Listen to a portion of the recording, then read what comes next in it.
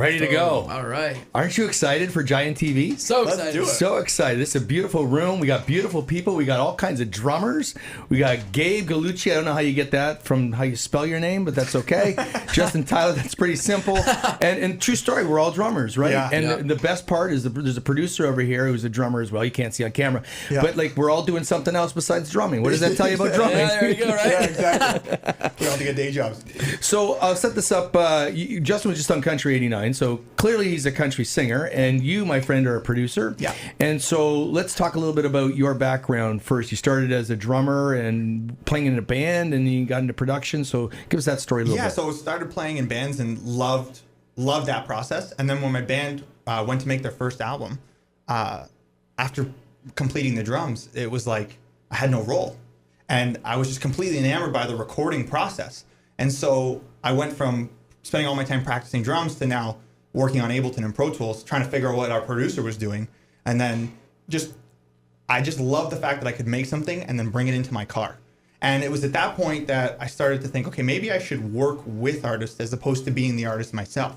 Because the other thing I loved was You could make more money. well, it was you know, I could work on rock one day, and then I could work on a hip hop track, and then I could work on a dance track, and the ability to bounce between all those things to stay fresh was the most exciting thing. And I kind of realized my passion for that outweighed my passion for drums. For drums, yeah. And so I just made the switch and then went all in on that. So we're going to talk about your connection with Justin, but I still, every time I read this, when I read that over 1 billion streams online. So you worked with some, I'll let you tell who you've worked with, but Shawn Mendes stands out obviously as one of them. So, and it's a culmination of all the streams that equal basically just my portfolio of work that I've been fortunate enough to put my hands on has accumulated over 1 billion streams across all platforms. So now what does that compare to? Meaning like what's good, what's great? Like I don't know. Like that sounds like it's a lot. Yeah, so, you know what? That's a lot of streams. So how many do most people have? Well, I was fortunate. I've been able to study with top mix engineers in the world, Tony Maserati and Manny American, who work with P. Diddy, Kanye West. Like you turn on the radio and their songs are on the radio. There. Yeah. And so they probably have 30, 50 billion streams, like just over the catalog that they So you're not on. that big of a deal, is what No, you're telling I'm me. not. I'm very much at the beginning of what I'm doing. But to me, that was a good benchmark because what was important for me about attaining a certain amount of kind of market credibility was to bring that confidence to the artists I work with. Because together we're going to war. And so one thing is being an artist myself, I want whoever I work with, I want them to know I have their back, and vice versa if I was in their shoes. And so it was important for me to kind of show that I could compete in the market so that when I went and developed my own artists or had those kind of like intimate partnerships where we have to make a bunch of creative material together, that you can trust me with your baby because your songs are all you have. Absolutely. So let's talk about Justin and so how you got involved in music. Give us a real brief on that because you're a drummer, as I mentioned as well. And then you play piano and then maybe how you and Gabe kind of connected because that was a good story. Yeah. So I started drumming when I was probably 12 years old. Bought a drum set, played like crazy, joined a band. I think what was my name of my elementary school band? It was called Cheap Thrill. That's what we called ourselves. You should have went with Cheap Trick. I heard they did well. Yeah, here and there. So I started doing that, and then in high school I joined another band as a drummer. And then we got onto a TV show, and we were filming that for 8 weeks. And it was on that TV show that I realized that I kind of wanted to be more in front of the camera than behind. And at this point, I didn't know how to sing. I thought I could sing backups here and there, but I wasn't that good. So you weren't singing backups, playing drums at the time, right? Okay. So I pretty much at that point, and like we were pretty good, but we were a high school band, and like nothing was really going to pan out after that. So I was kind of taking the realistic approach, and I'm like, you know what? I'll take a step back, and I started singing, and I started doing YouTube covers, and my starting covers are all private now. You'll never see those. I was bad, okay? I was not good. I had no control of my range. I didn't know what I was doing. Have you seen them or listened to them? Oh yeah. They were bad. There are music videos. And you're still working with them. Yeah. There's a couple music videos that are awesome. Oh yeah. So we're not gonna go back to those days, but So it was a long process, probably 11 years of singing to get where I'm at now. Did you take lessons? No. No. So you just kind of fixed it on your own. Like, yeah. I've always been too stubborn. I haven't taken lessons with anything, just because I always wanted to teach myself. Same with piano. Yeah. Yeah. Yeah. Actually, I learned how to play piano by watching other people play piano. So I didn't even like look up YouTube videos. I don't know theory at all. But I hate you. Like he has all kinds. Like you my do fingers, everything. My fingers just like know where to go. Oh yeah. Well, he'll just rent an instrument. Like there'll be times where he'll just rent something. Remember when I rented a banjo one day? And he just picks up and plays it. Yeah, and then he'll send me and be like, "Oh, like guess I'm playing the banjo licks on the album." Yeah. You know, like, it's just kind of it flows through him. But it's cool because what I like about it is that his musical sensibilities come through that because when he plays. He's not thinking about technicalities. Right. He's thinking about because he doesn't know any technicalities. It's emotional execution. Right. Yeah, it's completely it. So exactly. a lot of times when he approaches the piano, it's all like when he hits chords, you're just like, oh, okay, sure, this is great. Okay, moving on. That, yeah, go more of that. Like, keep going. And the thing is, I don't even know what chord I'm playing. Really? So yeah. So what my right hand is doing. So obviously the left hand, which is the bass note, the C, D. Yeah. That I know. The right hand though, I don't know. It just goes. Yeah. And you said, when I say you said, because you were on Country 89, our sister station earlier. Yes. So basically, I'm just going to ask you the exact same questions because I already know the answers. No, I'm kidding. But you were saying that you write on piano mostly. Yeah. So I mostly write on piano just because that's how I kind of bring out my emotions. Because I've always written ballads mainly. I could write an upbeat song. I could write anything, but my go-to is a ballad. Right. So I sit down, I'll play a chord, and then I'll just sing something, and it'll come out. I never go into it with a plan. Okay, today I'm gonna write about this ex-girlfriend doing this, or I'm gonna write about this. I just go, and it comes out. It's like vomit. So you met Gabe how long ago? When did we meet? 2 years ago. Just over 2 years now. And how'd that happen? So one of my buddies had Gabe mix a song for him, and I went to the studio one day just to kind of oversee it, give my buddy like an ear with my opinion. And then I connected with Gabe on Instagram, but we never really spoke much. And then Gabe watched me do covers and kind of grow my following and grow as an artist. So one day he sent me a message. He's like, come by the studio. I said, okay, sure. So I go by and I played him some stuff I was working on. Some of it was, But then I played him one song, which was my first single, which was First Time. And he looked at me and he goes, I need to make this song. Just like that? Just like that. And he goes, dude, when I hear something and I feel it, I know it's going to be good. He's like, I feel it inside. I'm making this song. He didn't give me a choice. Yeah. So I said, okay, why not? Because it's literally been sitting as an email in my page 55 for 2 years. So I'm like, why not? Let's give it a shot. So then what happened from there? So he comes in the studio, he's got a demo done. Yeah. So how do you make it into the song it is? 'Cause it's a great song. So he, like, working with Justin, he sketches out probably about 80 to 90% of the idea on his own. So it's like when you hear it, it's like, okay, like a lot of it's there. Then what I do is I take what is the best parts of it, and we then bring in what I love about country is we get to bring in real musicians to fill out and now put that emotion that he's created on steroids. So do you play on any of your songs? Like, do you play piano on the songs? Yeah, so you I get play that, piano. Okay, so when you say real, like you're talking about the drummer, because the drummer's always the real musician. Yeah, exactly. And we're lucky, a good friend of ours is Mike Sleeth, who's Shawn Mendes' drummer. Right. So when in between his touring schedules, it's always kind of lined up where he's had like an available time. So we book him in. So we'll cut drums. Banjos, I have a friend who works at Zach Brown's studio in Nashville, and he's from Alabama, like grew up with a banjo, like...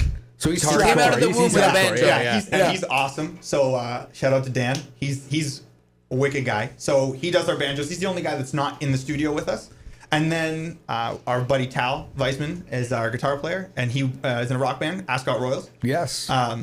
Know them well. Wicked guy. And then his brother actually plays bass for us. So you got it covered, man. Yeah, we're on all fronts. And so we'll sketch out the idea, just him and I, and then we'll do a bunch of programming and anything we want to tackle and firm up, and then we bring in the musicians to fill out the parts we've already orchestrated.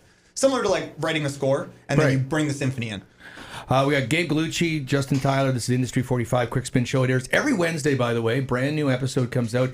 GiantFM.com. Click on the Giant TV icon or go to Giant TV Niagara. We got great shows here. We got all kinds of shows. This, I think, is the best, but I'm just biased, right? Absolutely. Slightly. It's the best. Share your comments, feedback, all that. Industry 45 right here on Giant TV. Okay, so I want to talk about social media now. Yeah. We got Justin and Gabe here, and so you have. Well, I have 45,000 Instagram followers, but I added you on Instagram today. Yeah. You got I did. You didn't even accept it, or Hold on. Maybe you blocked me. We're having a follow party. We're having issues right now. I followed you today. I clicked on it. I just got you. See? Now we're friends. We're going out later drinking. There we go. So what was the number? 54,000 now? 51. Okay, 51. so how do you amass that? I mean, you're talented, good-looking guy, get it all, but that's incredible. Like, that's... Thank you. It came down. I've noticed a big boom in my following when I started doing covers. So before I put I'm my glad you singles said that, out- because I'm going to talk about that. Go ahead. Yeah, so I started doing covers on Instagram before it was kind of like a big thing. There was a few people doing it, but not many. So I would always get on the Explore page at the beginning, which is that little magnifying glass at the bottom, which I think is now called the Discover page. But I was always on there at the very beginning because they introduced the Explore page at the same time that I started doing covers. So it worked in my favor. I amassed a lot of like new fans from that, and just people clicking it because it's... They knew the song? They know the song. Like, for example, I used to put like the song title there, and then it would look good because it's like me standing in front of a professional mic with some speakers. So people are naturally like, what's going on here? The quality was there. Yeah, the quality was definitely going to be there. So I started doing that, and then I noticed that it was starting to snowball, so I just kept pumping them out. And as I was doing that, it just kept growing and growing, and I'm like, okay. And it's Justin Tyler on... Yeah, my Instagram is @it's Justin Tyler. Right, okay. Yeah. So go ahead. But what I'll add in is that I think the thing he doesn't talk about that was, so when we had met the first time, I don't know what his follower count is, but I think it was at like 4,000. It was somewhere around there. Like, it wasn't anything significant. Did you coach him then on that? Or No, that's the thing. Okay. So one of the big attractions to us working together was that though we didn't necessarily talk, I had monitored kind of his hustle. And through a lot of artists, I'd say one of the biggest fallacies I always wanted to work on coming out of, because I left University of Toronto to do music full time because everyone told me I couldn't make any money and make this a real career. And so it was kind of my way of like, okay, I'm going to stick it to you. And I'm going to show you. And I'm going to figure this out. And so the one thing I always appreciate is when I notice artists who take an entrepreneurial approach and like just a hustle at their craft. And that was one thing when I worked with Sean, he was one of the first guys that popped on Vine. And he brought you into his bedroom, did his covers. He was disciplined beyond anyone I've ever met. And so when I see that pattern, that is the true marker. And so his success on social media is purely based on his consistency and his willingness to put out content for the viewer and go direct to consumer. Now, do you recommend, obviously it worked for you and it's worked for a lot of people, to do the cover songs, put them on YouTube, put them on Instagram or whatever? Because I've heard a lot of music industry people say that, right? Like, because if people are searching for a song, whatever that is, Sweet Home Alabama, I don't care. And when it comes up, I mean, now, because no one might know you from anything, right. And all of a sudden you're doing a song, they go, hey, this guy's got a good voice. Let's check out what else he has. Right. Is that still something you recommend an artist would do? Yeah, covers can be a great vehicle for discovery. I would say when it comes to social tactics, it's more about what's authentic to you. I work with a lot of influencers outside of the music space, and the key theme with all of them that are successful and do this full time is they just know what they are and then put that out. So for Justin, his covers were done a particular way where it was him with, he'd have different mood lighting with his speakers, he'd have, his mic, and there was a sound he had curated that was natural to him. So I would say do what you are and then just amplify that. Because I would say right now, it's the best time to actually be yourself.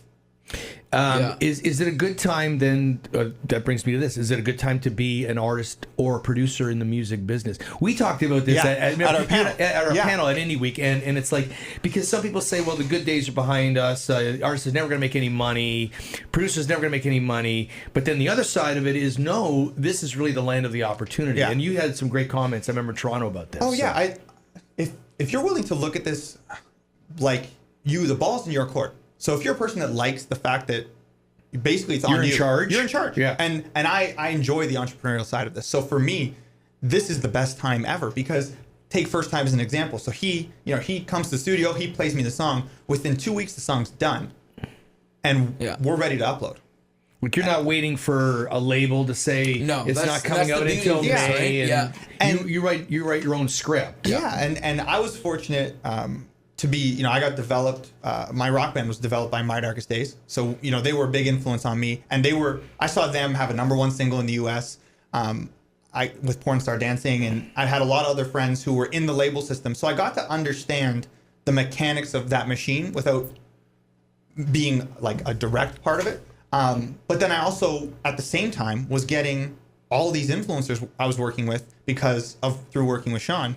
I was working with all these other people that weren't playing in the system, but they were, I had friends who were signed to deals who couldn't pay their rent. And then I had friends who can sell tickets, aren't on the radio, have tons of buzz online, and can go buy a Ferrari cash.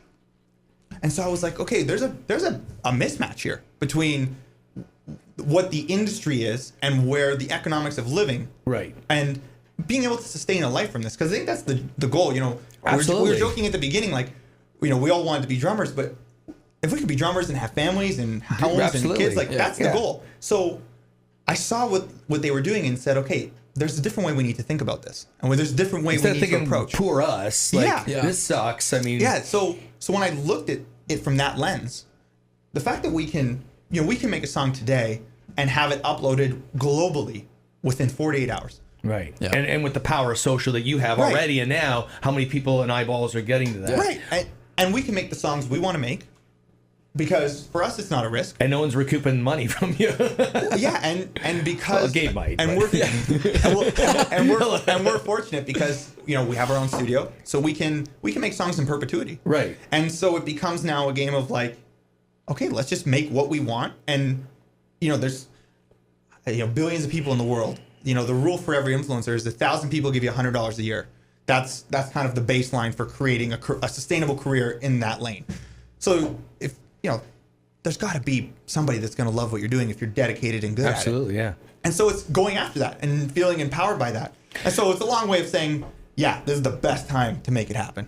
So you mentioned something in there about radio. So you were on radio today, and this is a radio station. This is a podcast format we're doing now, obviously. But so is radio still relevant to a new artist? Like, radio is relevant for a lot of different things. Yeah. I mean, we have a classic rock station. That's great because people want to hear classic rock and they're at work and they're listening to it, and it has relevance to those people. Totally. For a new artist, especially country, it's so big right now, country radio, right? So country's radio, and it always incredible. will be. It always, and that's Country radio will always be. Yeah. One thing I learned from doing the radio tour across Canada I was gone for 2 months, and I realized that a lot of these stations and a lot of the parts of these drives that we were doing are in places where you don't get cell service. So streaming is not a thing. You can't go on YouTube to pull up a song. So you rely on hearing music on the radio, and there's nothing that's really going to change that unless the big media companies go and they put cell towers everywhere, which is not going to happen. We're like in a metropolitan area, aren't we, right now? but there's also a community aspect. Like what's great about radio, and specifically in country radio, there's a, because of the markets that they're in, there's people identify, they're a bit of their own personal identity with the station they listen to. Absolutely, and being at home. Yeah. And it's like, I turn on my home station. I feel at home. I feel safe. So, and then from a new artist perspective, radio is a validator. Right, to be played on the radio, to hear yourself there, it's got some credibility 100%. to it, right? And I always say that about even people who when like are DJs or announcers, whatever, on radio. Like, there's a lot of people that do it at home, and that's fine, and they're talented. But when you're on radio, there's something about that. There's a credibility of saying I'm on the radio. Yeah. Like it's It's like playing in a band. I play in my basement, or I play at a gig at a bar or a festival. There's some validation within that. Definitely. I still find, for me, and I'm 50, but that I still find most of my new music by radio.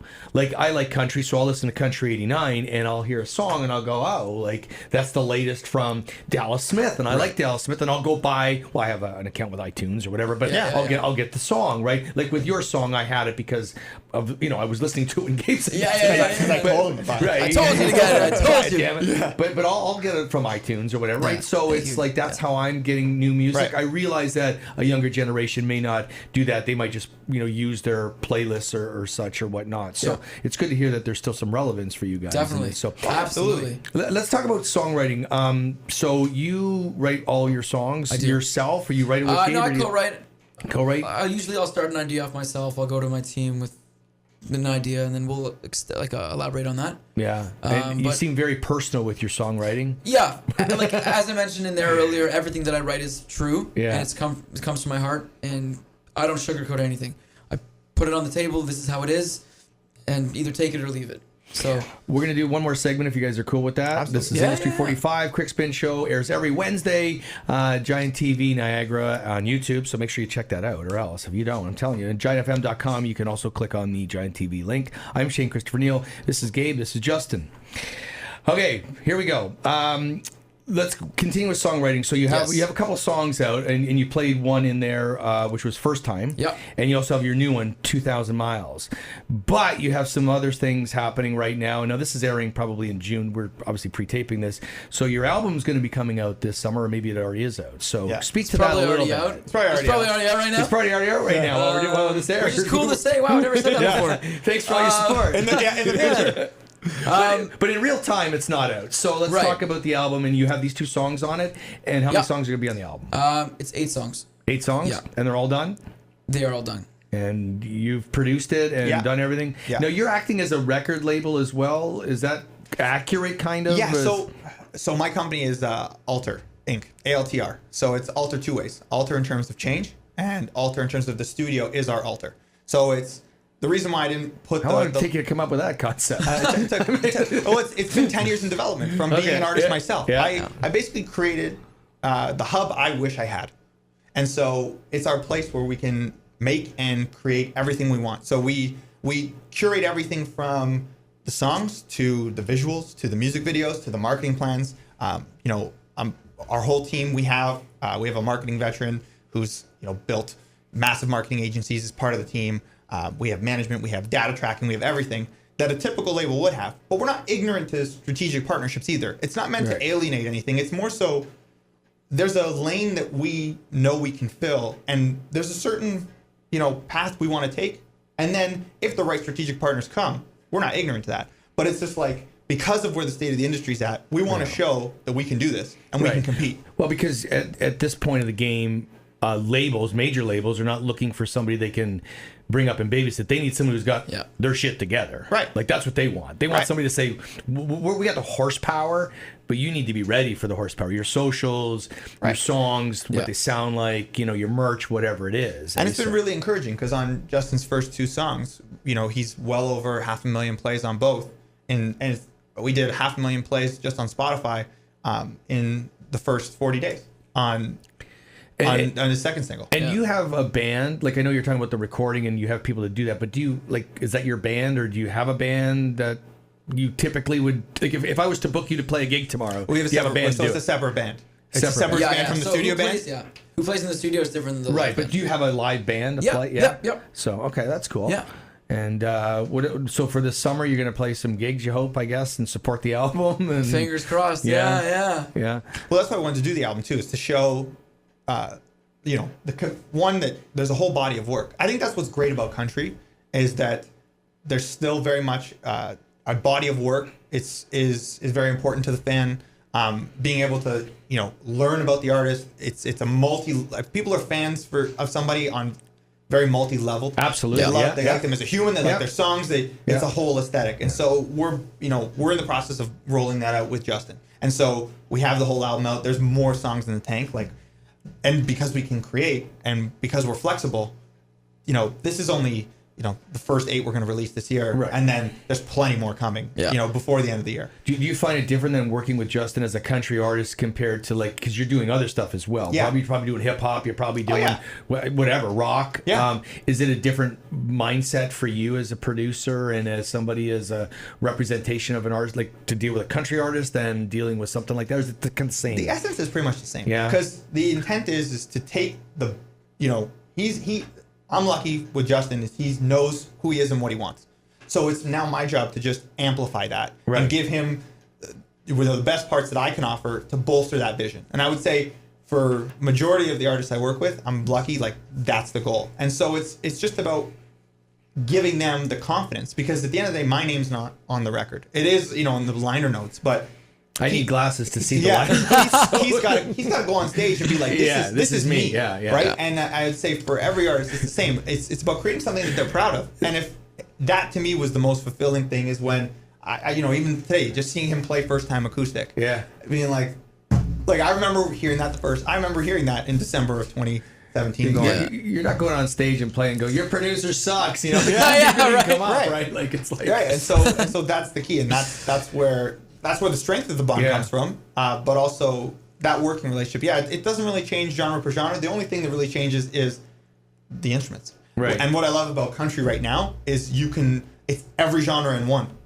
Okay, so that's perfect because I've been waiting to ask you this question. Yeah. So a lot of country today is got some hip hop thrown in there, Yeah. right? Jason Aldean's done it recently. A few artists. So is that a trend that you see happening on a rate? Like, do you do that right now? Are you something that you might look at with Justin? Oh, like, we're totally incorporating modern sounds. It's about taking what makes country great, right? Like what I love is we can actually record real drums, unlike any of the other genres I work in.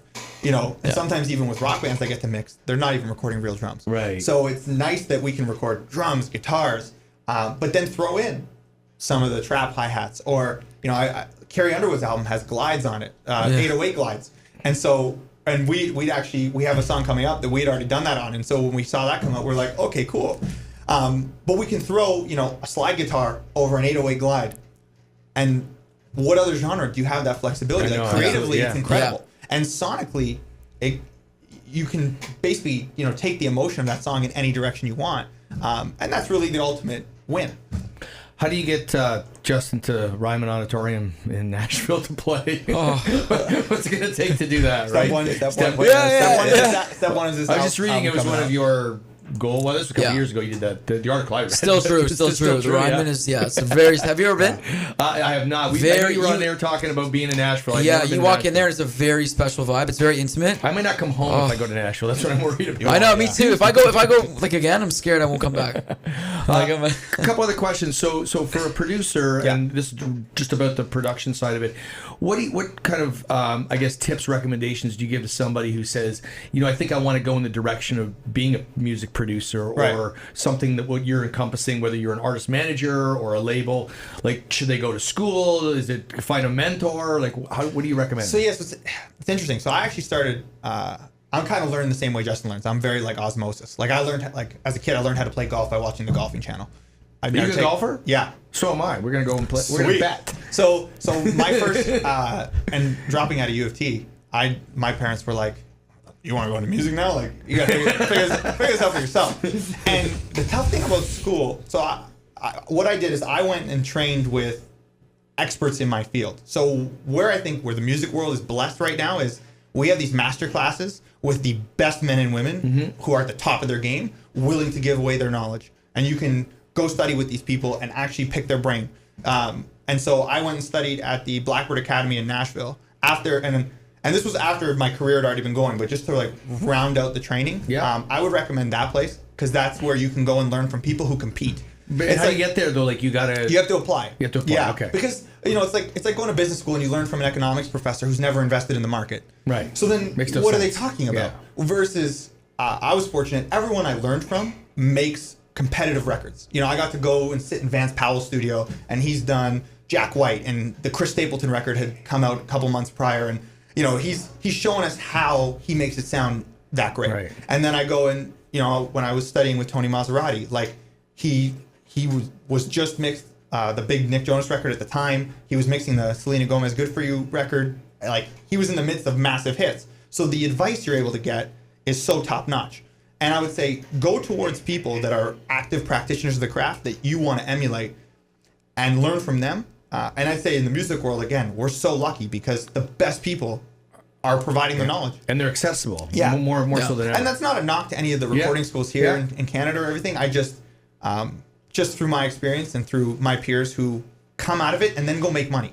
Right. Because you have to go compete. And Absolutely. the studio business is not what it used to be.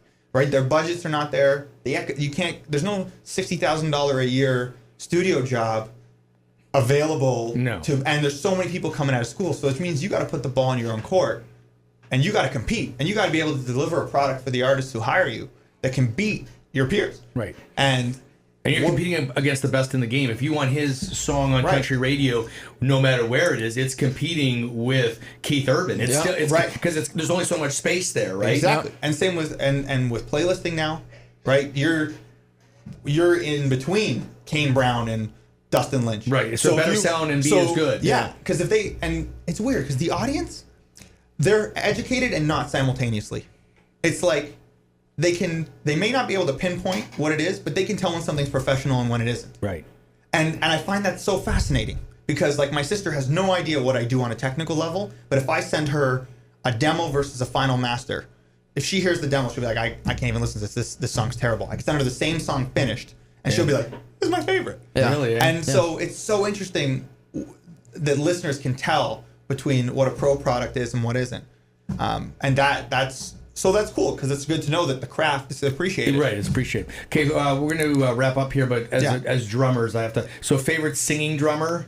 Favorite drummer? Because you don't really sing. So, favorite drummer, I'm going to ask you, and I want to ask you your favorite singer. Favorite drummer for me is Josh Farrell from Paramore. Yeah? Yeah. That's crazy. Yeah. Not that, I mean, good drummer, it's just that I've never heard anybody say that. Yeah. Yeah. Favorite singing drummer? I Yeah, don't know, 'cause but you I can sing tell and you my drum. favorite drummer though. Okay. Carter Beauford from Dave Matthews Band. Yeah? Yeah. Why? Just Every time I watch him live, No, wait. No, he plays with the He, right. he plays open though. Yes, right. I don't got know. the golf Every gloves time I on. watched him live, I felt this crazy passion, and his fills were always You haven't amazing. seen me play. Trust me. I mean, I've become your favorite easily. Maybe not. Anyway, Justin Tyler, Gabe Gallucci. Now, give us your socials. Then, Yeah, so Instagram at It's Justin Tyler, and then on Facebook, Twitter, and YouTube, you can just type Justin Tyler. Make sure you check out his music. 2,000 Miles, great song. Thank you, man. I couldn't Appreciate believe it. Thank you. Thank you. I'm not bullshitting you. Like, I mean, when I heard, as soon as he sent it to me, I was like, yeah. That's awesome. Thank you, man. Great songwriting. And for you, how do you. we get a hold of you? I'm not telling you you're great. I just want to know how you get a hold of people. I Gabe Gallucci on Instagram is the best way. That's the best way. Then they're both very good on social media. All right. Industry 45 Quick Spin Show airs every Wednesday. GiantFM.com. Click on Giant TV. Giant TV Niagara. I'm Shane Christopher Neal. Thanks for watching. Thanks, guys. Thanks for having us.